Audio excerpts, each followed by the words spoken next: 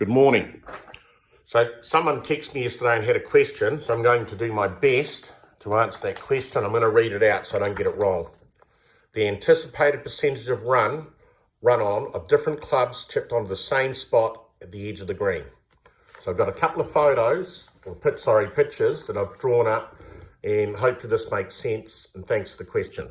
Right, so every one of these shots I landed at 5 metres, and then the ball for different clubs rolled a different distance.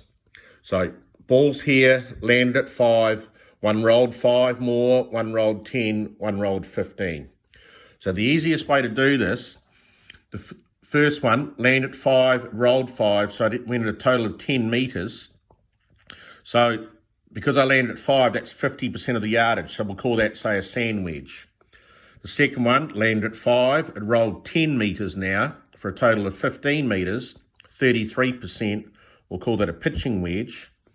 And then the third one landed at 5, rolled 15 for a total of 20, that's 25% of the yardage, so we'll call that an 8-iron. So just like on the golf course, when you have 100 metres, 120 metres, 150, you change the club to hit at the yardage. Same with chipping, just do the same chip and change the club for the pin position. So now we're on the edge of the green, and we'll say this flag is 10, 15, 20, and say 30 metres. So if this is 10, go back to my formula, I can 50% is a sand wedge. So if this is 10, I'll land at 5 metres. If this is 15 metres on, my pitching wedge was 33%. So land at 5, it'll go to 15. If this is 20, I might use my 8-iron, because the 8-iron is 25% of the yardage. Land at 5, it goes to 20.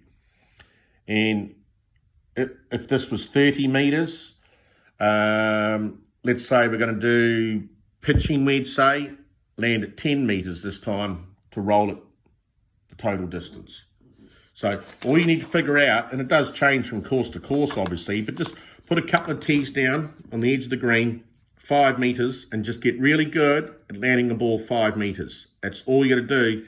And then, so put a couple of tees down, land at 5, do it with a sand wedge, and the ball will go so far, then do a pitching wedge, and then do an 8-iron. And then you'll get an idea of how far each club goes.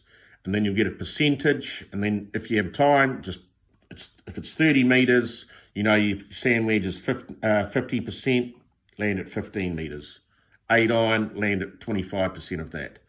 Okay, so hopefully that answers your question.